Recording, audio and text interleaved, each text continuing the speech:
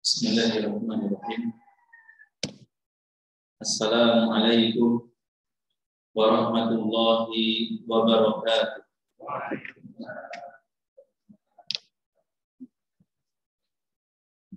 Alhamdulillahi wa kafa. Wassalatu wassalamu ala nabiyyina al-mustafa wa ala alihi al-azkiya wa ala ashabihi al-atqiya wa ala man taba'a hudahu ila yaumil jazaa. Amma ba'du. Jamaah salat subuh Masjid Al-Ikhwan yang semoga dirahmati dan dimuliakan Allah Subhanahu wa taala. Semoga bapak-bapak sekalian dan juga tentunya keluarga kita yang di rumah senantiasa dalam lindungan Allah Subhanahu wa taala. Senantiasa diberikan taufik untuk dimudahkan mengetahui kebenaran dan dimudahkan untuk berjalan di atas kebenaran tersebut. Karena Allah Subhanahu wa taala dengan kasih sayang-Nya tidak membiarkan kita dalam kebingungan, melainkan menurunkan kitab-Nya, mengutus Rasul-Nya untuk membimbing kita umat manusia agar istiqomah berjalan di jalan-Nya. Hadirin yang semoga dirahmati dan dimuliakan Allah Subhanahu wa taala, di kesempatan ini kita akan bersama-sama mengkaji surat Al-Bayyinah, yaitu surat ke-98 dari urutan Mushaf Al-Quran. Jumlah ayatnya ada 8 dan sebagian ulama menyebutkan surat ini Makkiyah, sebagian juga menyebutkan Madaniyah. Artinya diturunkan, ada yang mengatakan diturunkan sebelum hijrah, ada yang mengatakan setelah hijrah. Dan ya, surat ini memiliki beberapa nama yang disebutkan oleh para ulama. Di antaranya surat Al-Qayyimah, surat Al-Munfakin, surat Ahlul Kitab, dan surat Lam Yakunil Ladina Kafaru. Tetapi yang masyhur adalah surat Al-Bayyinah. Allah Subhanahu wa taala berfirman dalam ayat yang pertama setelah a'udzu billahi minasyaitonir rajim. Bismillahirrahmanirrahim. Lam yakunil ladina kafaru min ahlil kitabi wal musyrikina munfakkina hatta ta'tiyahumul bayyinah. Orang-orang kafir, baik dari kalangan Yahudi dan Nasrani, yang disebut dengan ahli kitab, maupun dari kalangan orang-orang musyrik, penyembah berhala atau penyembah api, tidak akan meninggalkan agama mereka sampai datang kepada mereka al-bayyinah, bukti yang nyata. Di ayat yang pertama ini Allah Subhanahu wa taala mengabarkan tentang realita orang-orang kafir yang tidak mau beriman kepada Allah Subhanahu wa taala, kepada Rasulullah SAW, dari berbagai macam golongan. Tetapi intinya satu, kafir. Ya, Golongannya yang pertama min ahlil kitab. Orang-orang kafir dari kalangan ahli kitab. Siapa ahli kitab? Dan kenapa dinamakan ahli kitab? Ahli kitab adalah sebutan untuk Yahudi dan Nasrani. Yahudi kafir karena mengatakan Uzair anak Allah. Nasrani kafir karena mengatakan Nabi Isa alaihissalam sebagai anak Allah. Bahkan menyebut Nabi Isa bukan cuma anak Allah, tapi juga Nabi Isa adalah Allah itu sendiri.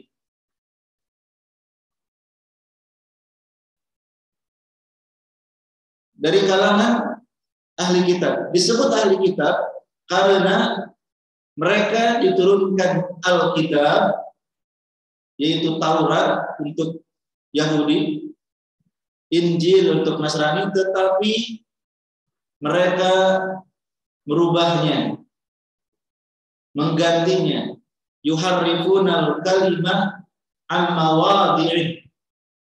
Mereka merubah-rubah ayat-ayat Taurat dan Injil dari tempat semestinya untuk mengikuti hawa nafsu mereka. Sehingga mereka disebut ahli kitab.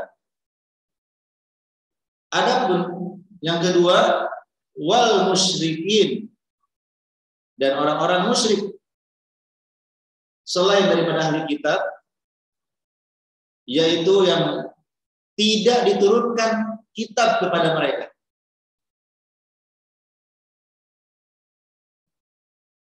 Sama-sama berbuat syirik pada Allah, menyekutukan Allah, tapi bedanya Yahudi dan Nasrani ini diberikan kitab dan mereka berubah.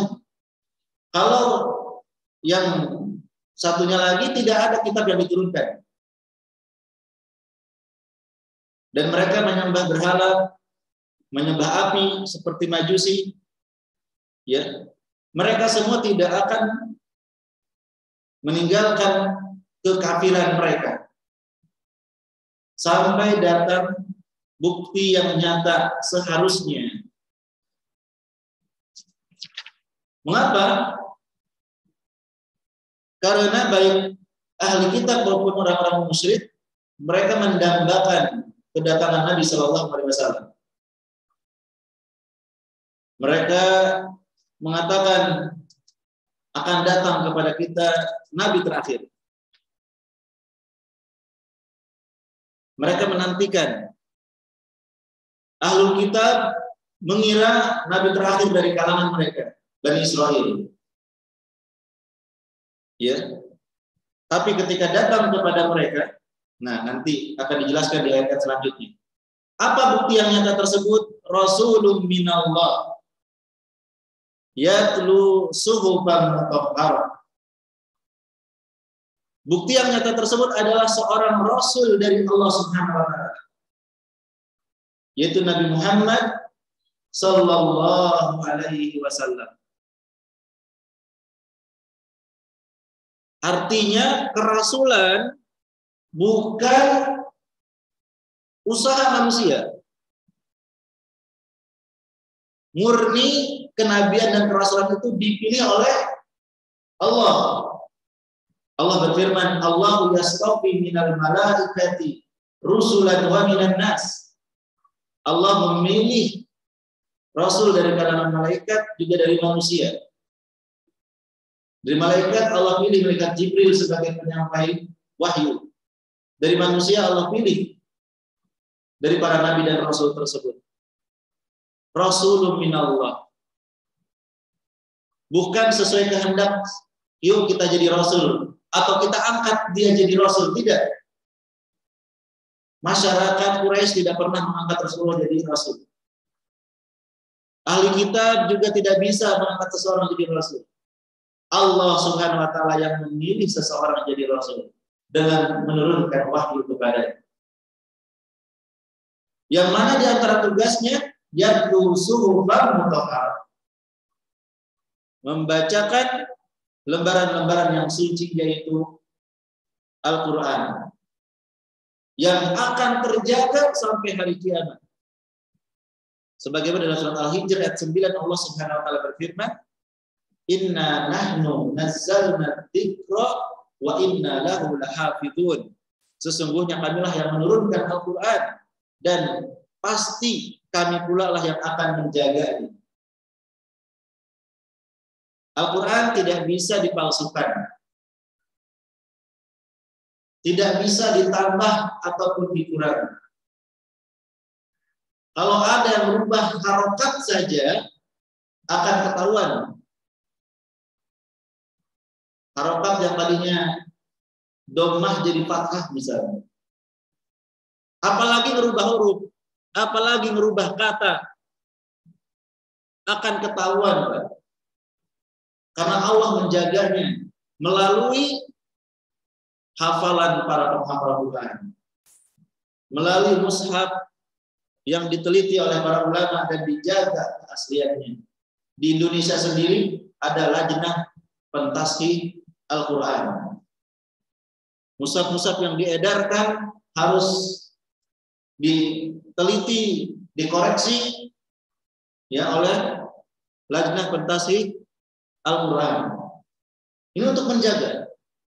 Salah satu bentuk penjagaan Allah Subhanahu wa taala. Pernah beredar ada yang kurang atau kurang benar, langsung ketahuan, langsung diminta untuk ditarik izin edarnya dengan secepat itu. Terlebih dengan hafalan para penghafal Quran. Kalau ada yang baca menghafal Quran tahu, ini Pak kurang harokatnya. Ini kurang kata. Ya, jadi Al-Quran adalah salah satu bukti nyata ya tentang kerasulan Nabi Muhammad sallallahu alaihi wasallam. Kemudian fiha kutubun qayyimah. Di dalam Al-Quran terdapat ya hukum-hukum yang lurus dan adil bagi yang mempelajari Al-Quran. Terdapat di dalamnya ya semua yang dibutuhkan oleh kemaslahatan manusia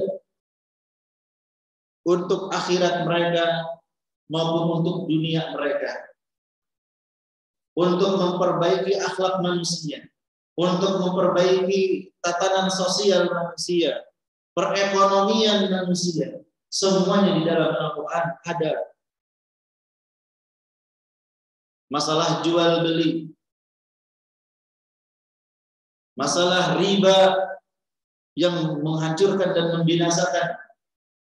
Ya betapa banyak korbannya sampai sekarang, korban-korban rentenir. Betul apa tidak?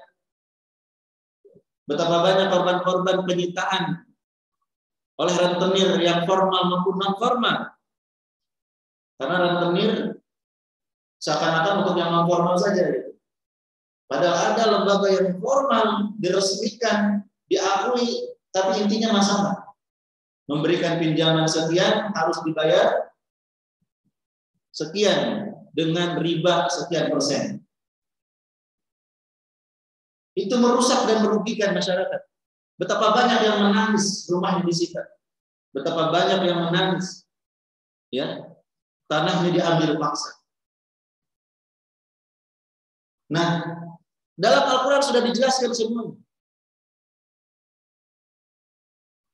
Bagi yang mau mempelajari.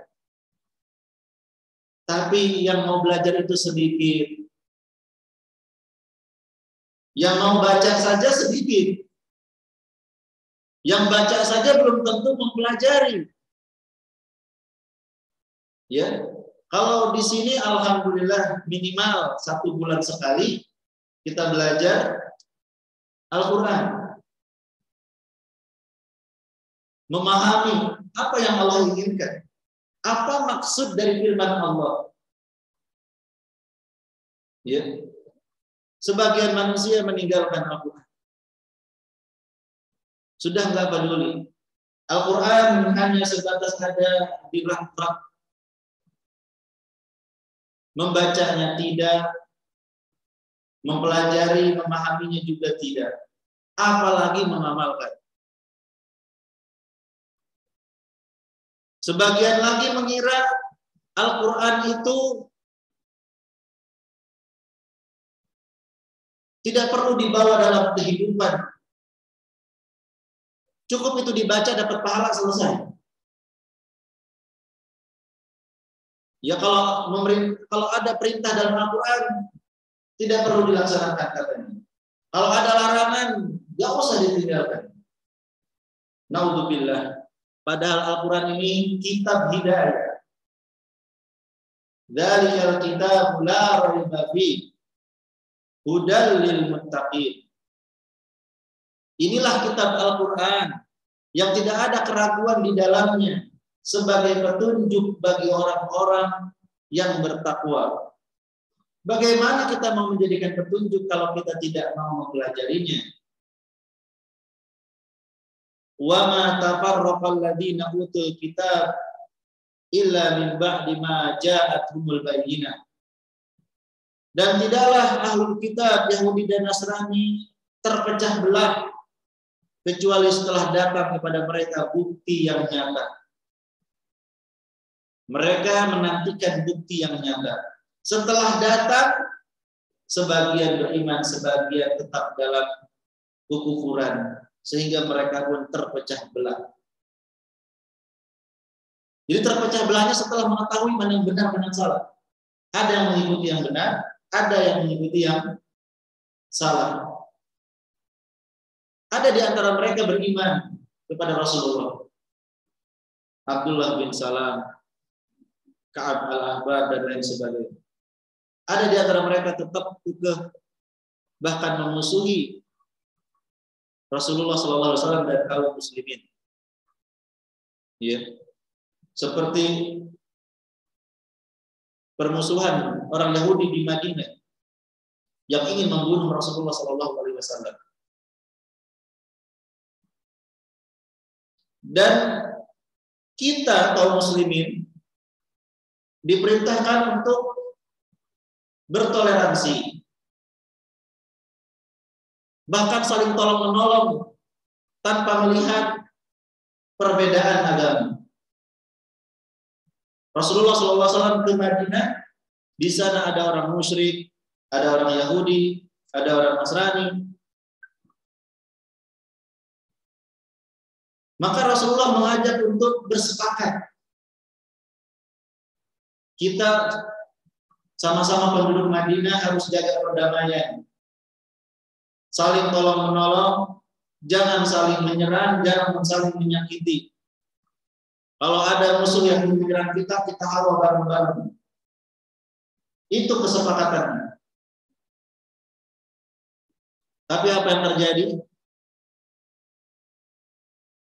Orang Yahudi mengundang Rasulullah dan menyiapkan seseorang yang akan melemparkan dengan batu yang besar kepada Rasulullah. Ingin membunuh Rasulullah Sallallahu Alaihi Wasallam. Mereka yang melanggar perjanjian tersebut, kalau dibiarkan akan merusak kerukunan, maka mereka pun dihukum oleh Rasulullah. Mereka diusir dari Madinah.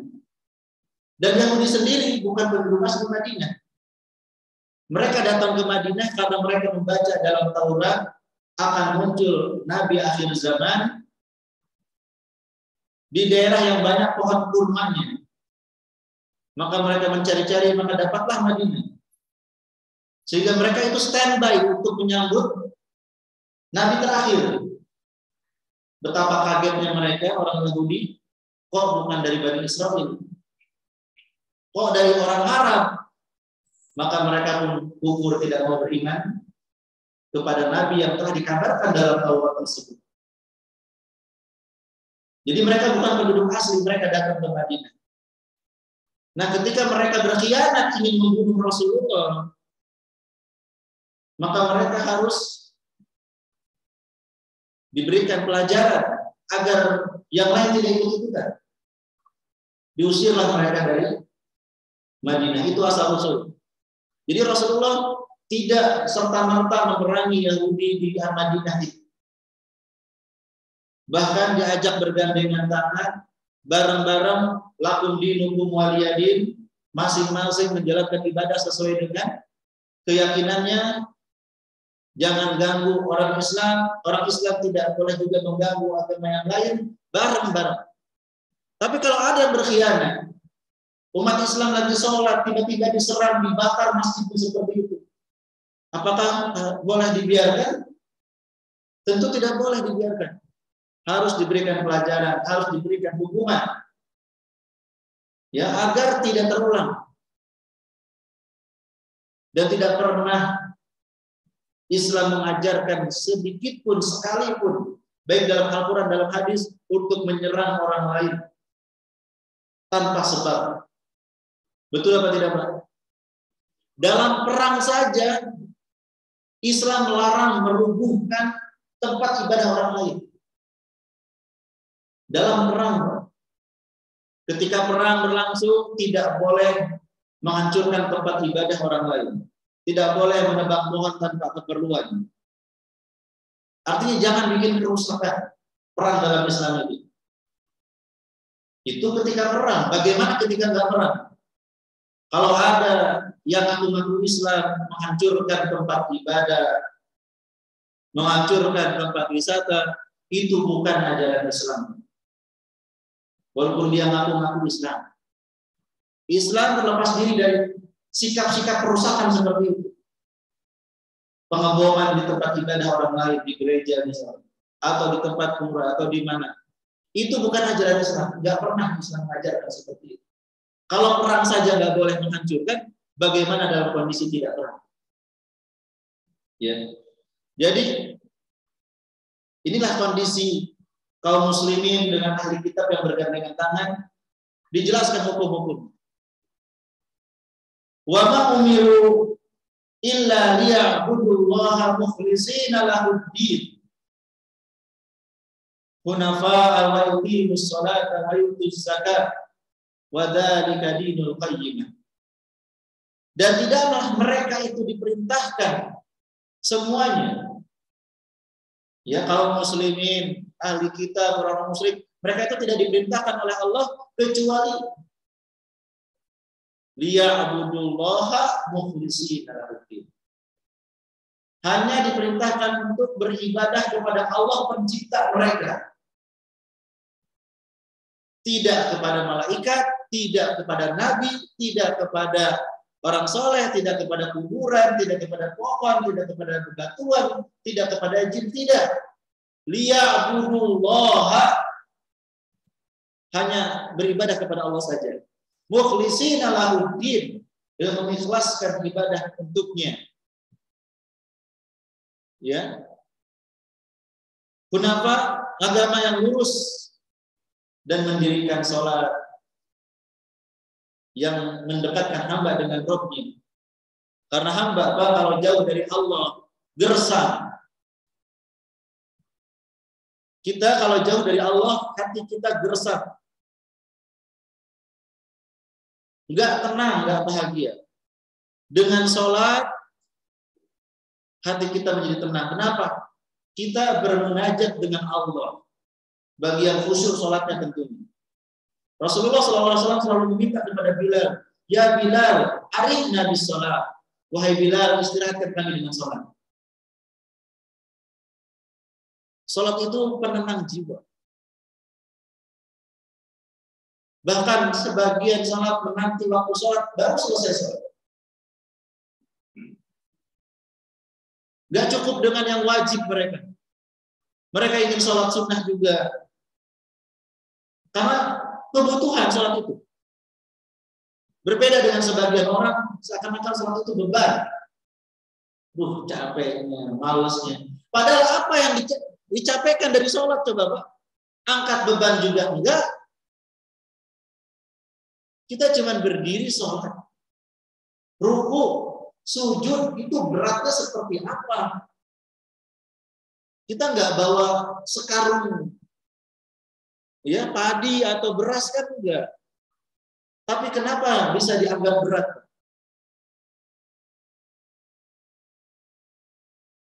Karena keimanan di dalam hati. karena kebersihan hati. Kalau hatinya bersih, sholat itu nikmat. Kalau hatinya kotor, sholat itu berat dan beban. Maka jangan kita mengatakan, ya udah deh, kita sholat dulu biar tenang.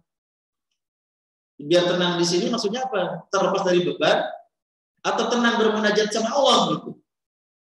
Kalau bermunajat sama Allah bagus. Sholat dulu biar tenang, kita minta tolong sama Allah dalam sholat kita. Nanti perjalanan dilanjutin biar selamat. Itu bagus. Tapi kalau udah sholat akhirnya, ya seakan-akan seperti setoran, seperti beban yang mengikat. Kalau seandainya nggak diwajibkan, mungkin lebih senang gitu. Seperti sebagian wanita yang head, enak nih lagi head. Masya Allah, seharusnya sedih. Wanita berhalangan nggak bisa sholat itu harusnya sedih, nggak bisa sholat. Ini malah senang, ya bersyukur lagi head. Masya Allah. Padahal sholat itu seberapa apa ya? Wa yutuz zakat, mereka juga diperintahkan untuk menunaikan zakat. Kata Rasulullah, tuqadu min agniyaihim faturaddu ala fuqaraihim. Zakat itu diambil dari mana? Dari orang-orang kaya yang memiliki kelebihan. Lebih dari cukup 2,5% dari kelebihan harta yang Allah berikan kepada mereka. Dibagikan kepada orang-orang fakir, miskin. Bukankah ini keadilan sosial? Supaya tidak terjadi kesenjangan sosial antar masyarakat. Yang kaya bayar zakat dibagikan kepada yang miskin. Yang miskin nggak diminta zakat. Yang nggak nisab hartanya tidak wajib zakat. Punya kambing 39, Pak. Harus bayar zakat nggak? Banyak nggak itu kambing 39? Banyak kan? Apakah harus bayar zakat? Oh, tidak perlu. Karena belum sampai nisab. Nisabnya berapa? Ya? Berapa? 40 kambing. Kalau kita sudah punya 40 kambing, baru keluarkan zakatnya. Satu kambing berapa? 2 juta. 2 juta kali 40 berapa? 80 juta. 80 juta keluarkan zakat. Berapa ekor kambing? 1 ekor aja. 80 juta keluarkan 2 juta aja. 1 ekor. Miskin nggak jadinya? Kita punya 40 juta dikurangin 1 jadi miskin nggak? Enggak miskin zakat itu. Tapi dengan 1 ekor itu kita bisa ngasih makan. Yang tadinya nggak pernah dapat kambing, yang tadinya cuma orek tempe lagi, ceplok telur, dadar telur, sambal telur, ya, sekarang dapat kambing. Berbagi. Itu yang Allah perintahkan. Wadzalika dinul qayyimah. Yang demikian itulah agama yang lurus. Beribadah kepada Allah, sholat, zakat, untuk kemaslahatan dirinya, kemaslahatan masyarakatnya. Itulah agama yang lurus. Kemudian Allah berfirman, ayat yang ke-6, innal ladzina kafaru min ahlil kitab wal musyrikin fi nari jahannam khalidina fiha ulaika hum syarrul bariyah. Sesungguhnya orang-orang kafir yang tidak mau beriman pada Allah dan Nabi Muhammad SAW dari golongan ahli kitab Yahudi dan Nasrani dan juga orang-orang musyrik selain daripada ahli kitab, ya para penyembah berhala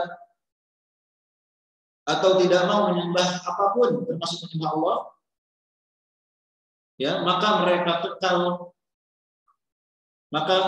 akan dimasukkan ke dalam neraka jahanam. dan mereka kekal di dalamnya selama-lamanya. Mereka adalah seburuk-buruk makhluk.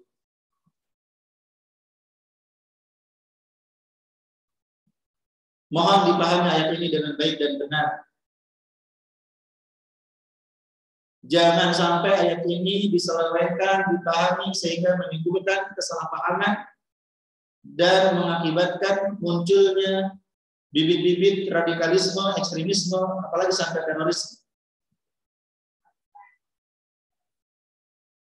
Allah mengabarkan tentang kondisi orang-orang kafir di akhirat yang menyekutukan Allah, baik itu dari kalangan orang-orang yang dulunya dapat kitab tapi dirubah dari kalangan ahlul kitab seperti Yahudi dan Nasrani, ataupun yang nggak pernah dapat kitab sama sekali dari kalangan musyrik yang lain. Yang seharusnya mereka itu sebagai ciptaan Allah, mereka beribadah hanya kepada Allah. Tapi mereka menyekutukan Allah. Maka Allah mengabarkan kepada mereka di akhirat akan dimasukkan ke dalam neraka jahanam. Dan mereka kekal, tidak akan keluar dari neraka tersebut selama-lamanya. Adapun di dunia, dalam banyak ayat dan hadis, kita umat Islam diajarkan untuk berlaku, bersikap baik kepada siapapun, walaupun kepada orang kafir sekalipun, baik dari kalangan ahli kitab maupun dari kalangan orang musyrik.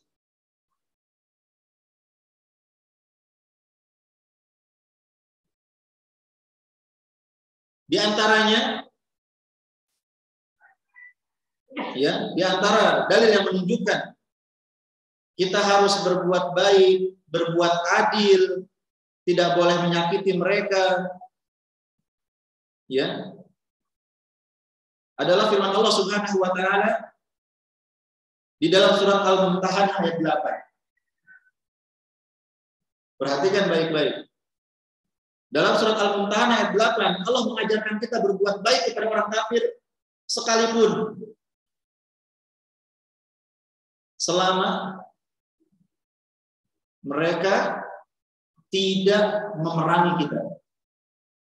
Allah berfirman, la yanhaakumullahu 'anil ladzina lam yuqatilukum fid din wa lam yukhrijukum min diyarikum an tabarruhum wa tuqsitu ilaihim innallaha yuhibbul muqsitin. Al-Mumtahanah ayat 8. Bapak catat. Kalau ada orang-orang yang bersikap kurang baik sama orang kafir, ingetin, Pak, jangan begitu. Allah mengajarkan kita untuk berbuat baik sama orang, termasuk kepada orang kafir. Yang artinya Allah Subhanahu wa taala tidak melarang kalian untuk berbuat baik dan berbuat adil kepada mereka yang tidak memerangi dan tidak mengusir kalian dari rumah-rumah, dari negeri kalian. Orang kafir, baik dari kalangan ahli kitab atau orang musyrik, yang tidak memerangi kaum muslimin, tidak angkat senjata memerangi kaum muslimin, tidak mengusir kaum muslimin, maka kita wajib berbuat baik, berbuat adil pada mereka. Terus kalau ada orang kafir yang mengusir dan memerangi kaum muslimin gimana? Gak usah jauh-jauh contohnya, para penjajah dari negeri kita.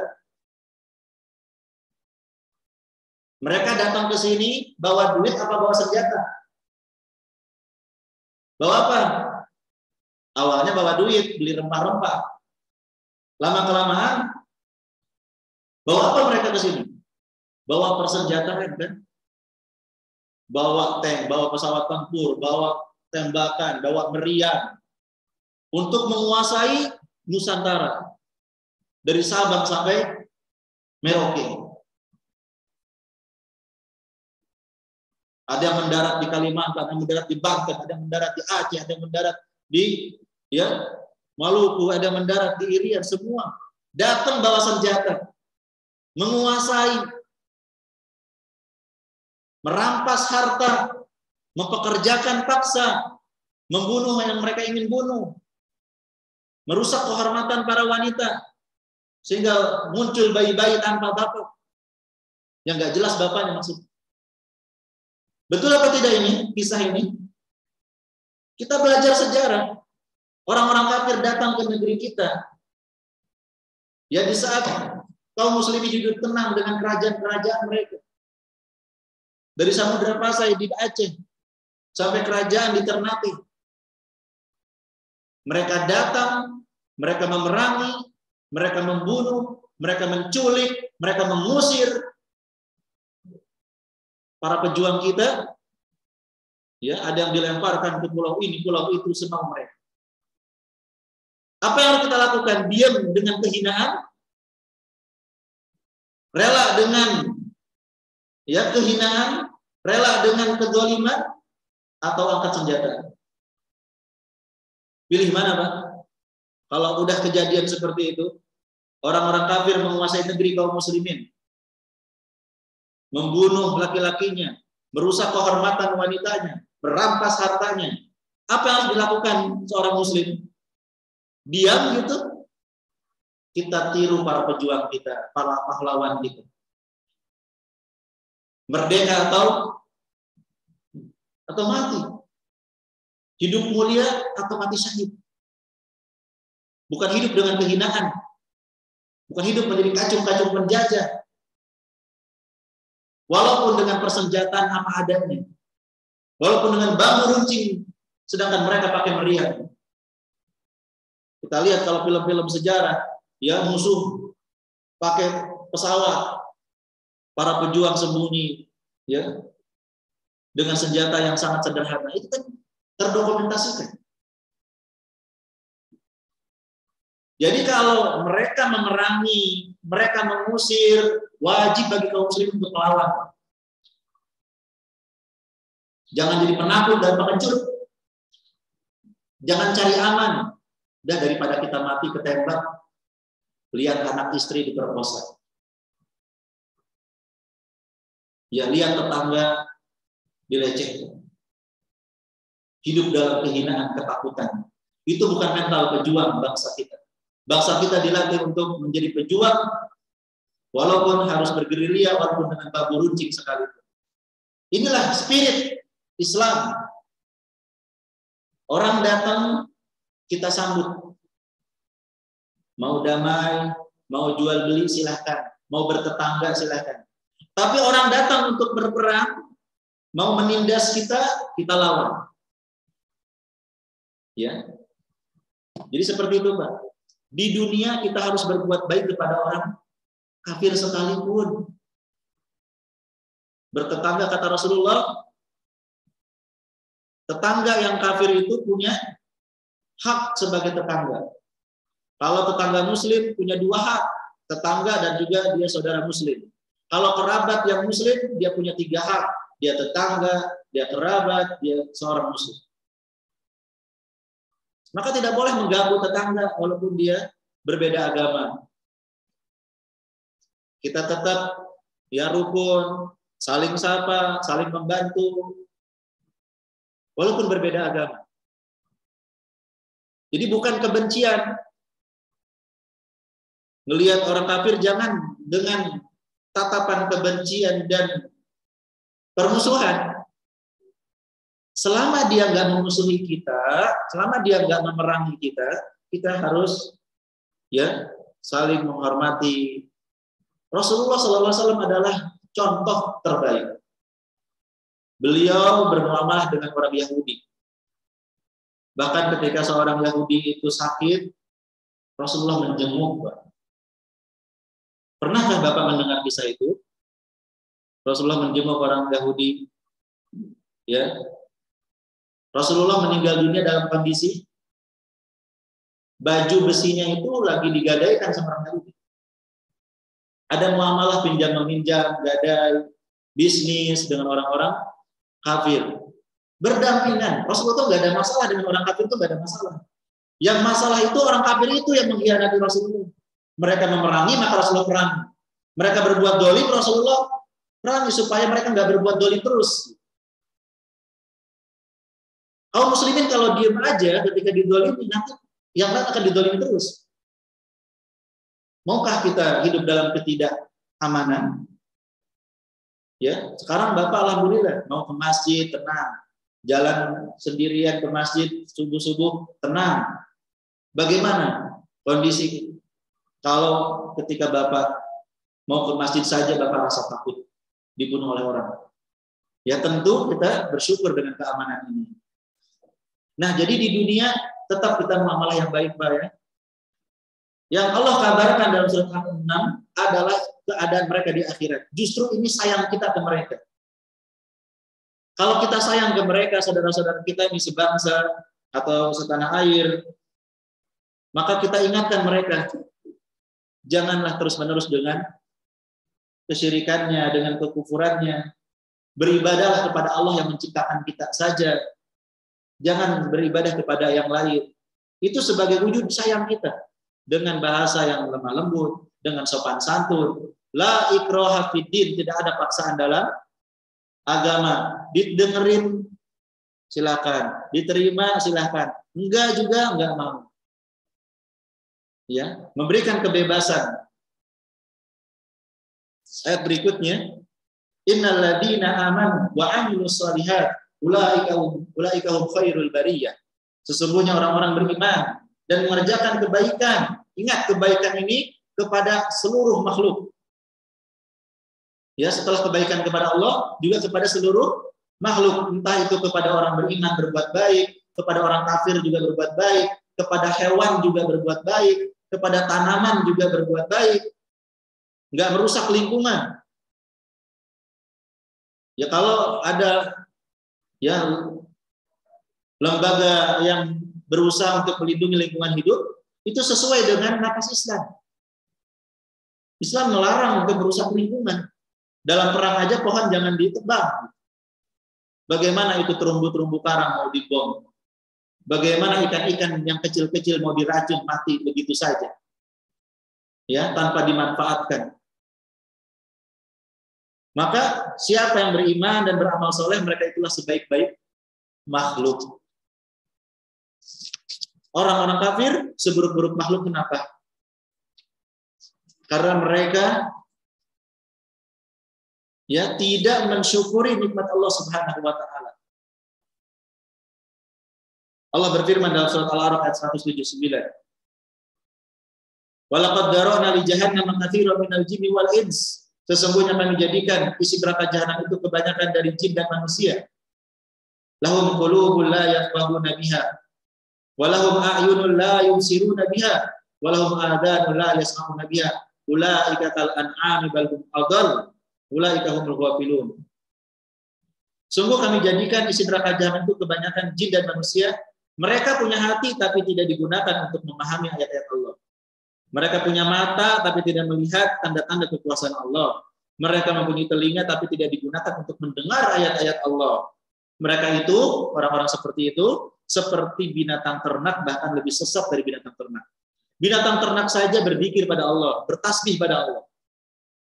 Mereka ini lebih parah daripada binatang ternak. Perumpamaan mereka.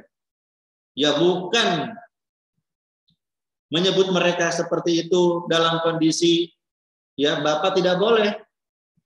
Kamu itu lebih buruk dari binatang ternak. Ya tanpa mengetahui konteks pembicaraan.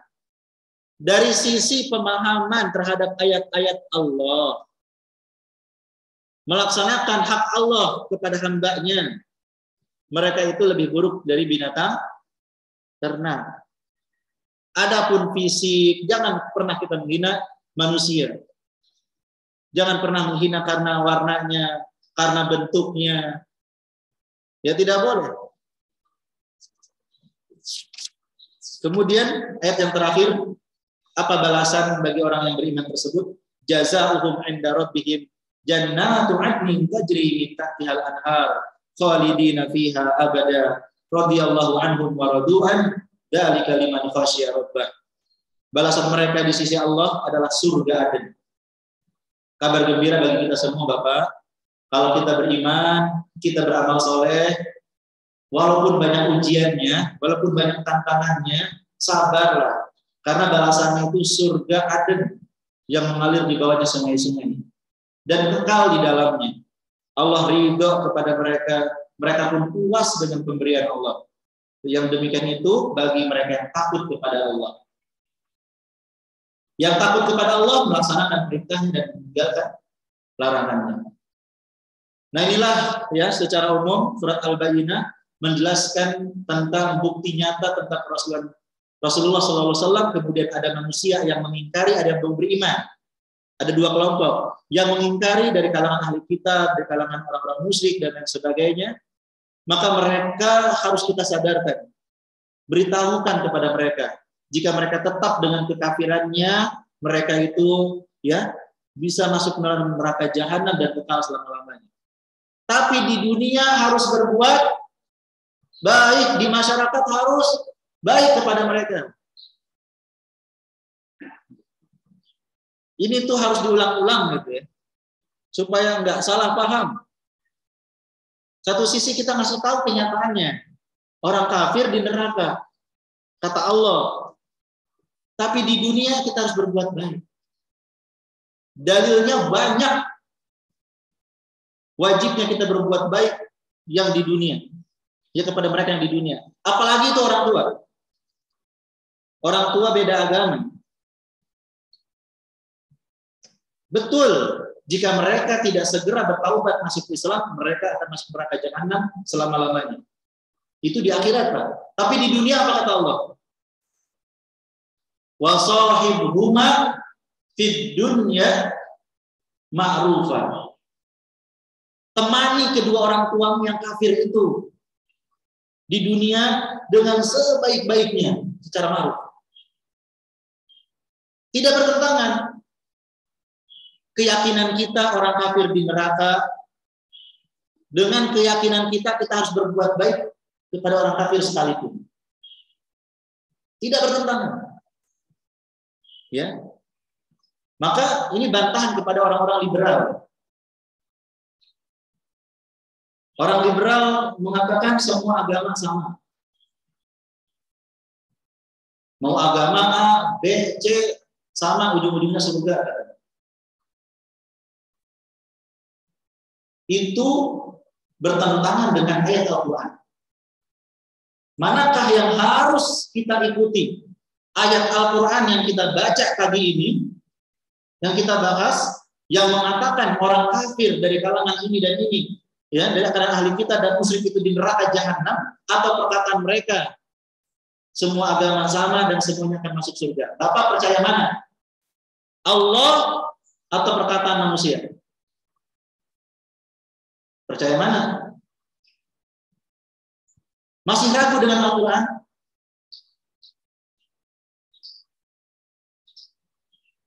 Pemikiran yang sangat berbahaya ketika menganggap semua agama sama. Hari ini Islam, besok nggak tahu apa. Kan sama. Kan semua masuk surga. Kenapa nggak boleh? Kata anak Pak Haji ketika murtad. Bapaknya geleng-geleng kepala sama pemikiran anak. Pak, semua agama itu sama. Bapak agama Islam, saya agama apa, kita sama-sama ketemu di surga kok. Jangan salahkan siapa-siapa, salahkan diri sendiri. Kenapa nggak ngajarin anak tentang akidah yang membentengi dari pemikiran-pemikiran yang ingin memurtadkan kaum muslimin? Itu adalah tahapan awal pendangkalan akidah. Ya, menganggap semua agama sama. Murtad enggak apa-apa, pindah agama enggak apa-apa. Semuanya masuk surga. Itu tidak benar, Bapak. Allah mengabarkan kepada kita orang-orang kafir itu enggak di surga. Allah mengabarkan kepada kita orang kafir itu fi nari jahannam, di neraka jahannam. Dan itu bukan berarti kita harus berbuat buruk sama orang kafir, enggak. Justru itu memberikan kenyataan, ngasih tahu kenyataan rasa sayang kita gitu. Di dunia mah kita harus tetap berbuat baik, entah dia tetangga kita, apalagi keluarga kita. Ya ini harus diulang-ulang.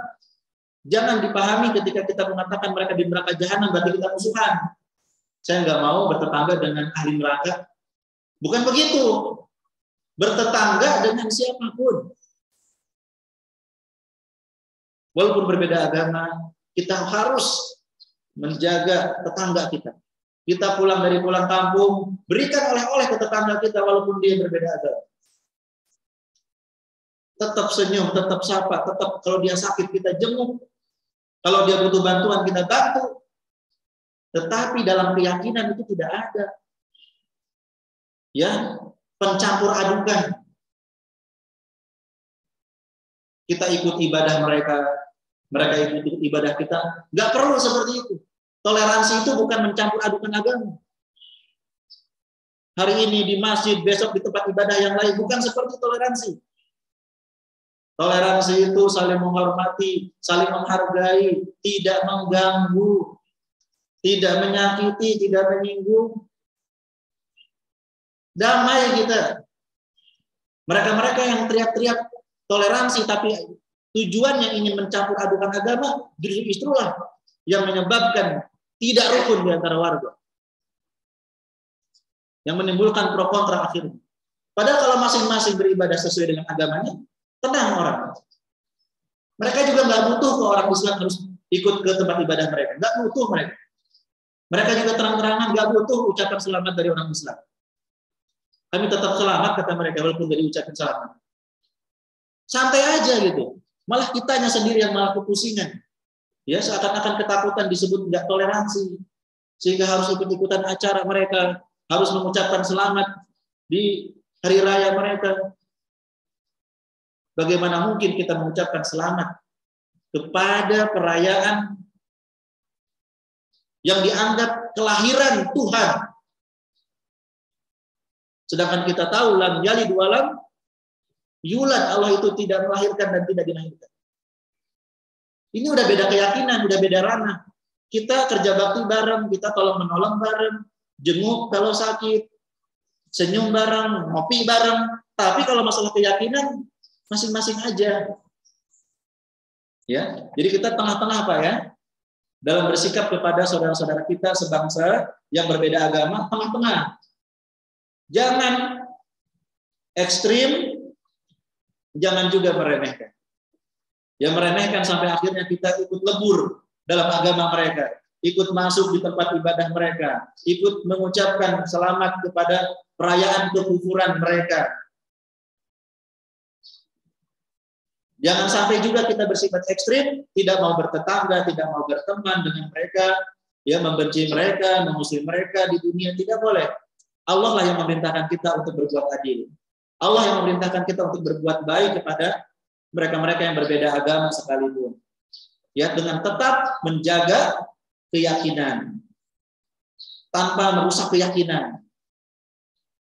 Wallahu a'lam bishawab. Semoga bermanfaat. Mungkin sebelum ditutup ada yang ingin ditanyakan, dipersilahkan.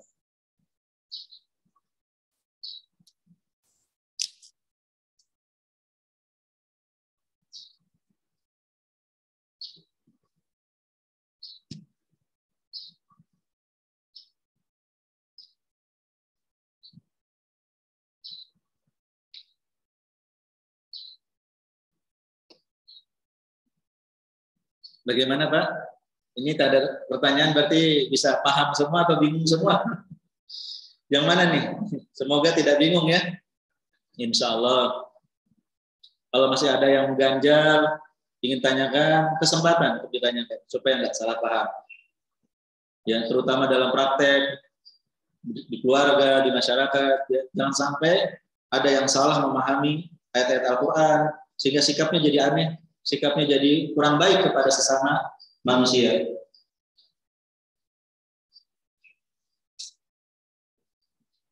Jika tidak ada, bisa kita tutup. dan semoga Allah memberikan taufik kepada kita.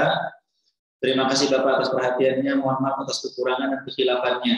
Kalau ada kata-kata saya yang salah, Bapak abaikan saja, tinggalkan, lemparkan saja ke tembok. Ya, apa yang berdasarkan Al-Quran dan Sunnah Bapak ikuti, ya apa yang kurang pas dan nggak ada dalilnya Bapak tinggalkan. Karena perkataan orang itu, perkataan ustaz, kiai itu bisa diterima, bisa ditolak. Yang nggak boleh ditolak itu perkataan Rasulullah Shallallahu Alaihi Wasallam. Ya kita tutup. Subhanallahumma wa bihamdik, asyhadu an la ilaha illa anta, astaghfiruka wa atubu ilaik. Assalamualaikum warahmatullahi wabarakatuh.